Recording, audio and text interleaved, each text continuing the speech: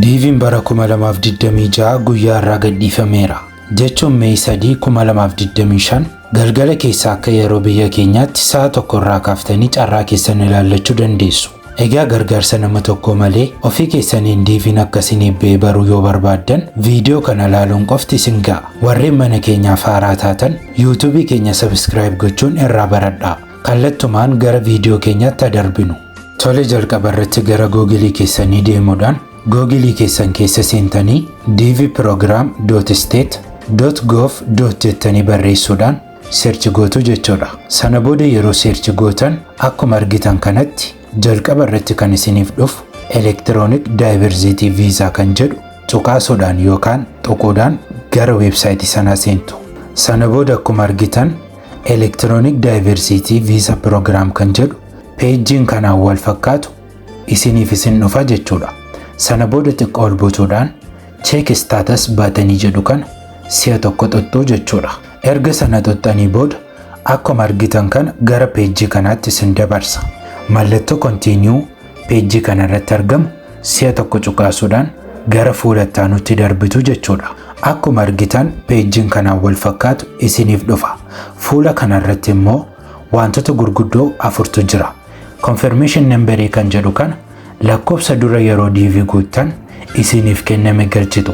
Lakkoofsa kana isaa argannaa yoonaan jettan dura yeroo DV guuttan DV 2026 submission confirmation kan jedhu isiniif kennamee ture. Achirraa ilaaluudhaan confirmation numberii dijiitii 16 qabu kan lakkoofsaaf qubeewwan wal makaatee asirratti guutuu jechuudha.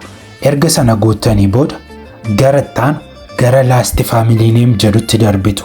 Last family name kan jedhu kanarratti maqaa abbaa keessanii utuu hin taane maqaa abbaa keessanii yookaan immoo maqaa akaakayyuu keessanii guutuu jechuudha.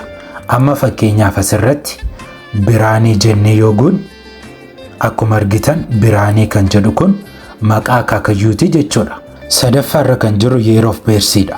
Asirratti immoo kan isin guuttan bara dhaloota keessaniiti. Barri dhaloota keessanii akka lakkoofsa biyya kanaatti utuu hin taane akka lakkoofsa warra faranjii yookaan akka lakkoofsa Awurooppaatti jechuudha. Dura yeroo DV guuttan bara isa guuttanii turtan san irra deebitanii guuttu. Guyyaaf ji'a isaa utuu hin taane bara isaa qofaa jechuudha. Amma fakkeenyaaf asirratti akkuma argitan kana 2004 jennee guutuu dandeenya jechuudha. Isa booda afuraffaarratti authentication kan jedhu argattu. Asirratti wanta biraan gootan kanuma argitan kana qofa irra deebitanii barreessitu jechuudha. Amma fakkeenyaaf asirratti CB C9P kan jedhutu argama. Isuma sana irra deebinee CB C9P jennee asirratti barreessinaa jechuudha. Isa booda irra deebinee ilaallannaa confirmation number guutuu keenya, last family name guutuu keenya, akkasuma year of birth guutuu keenyaa fi isa booda immoo koodii asirratti argitan kan erga guuttanii booda submit gootu jechuudha. Yoo carraan isin qaqqabeera ta'e fuula argitan kanatu isiniif dhufa. Select jedhee meesejiin kana fakkaatu yookaan fuulli kana fakkaatu isin qaqqabaa jechuudha. Yoo carraan isin hin qaqqabne ta'e immoo akkuma argitan kana fuulli kana fakkaatu isin qaqqaba.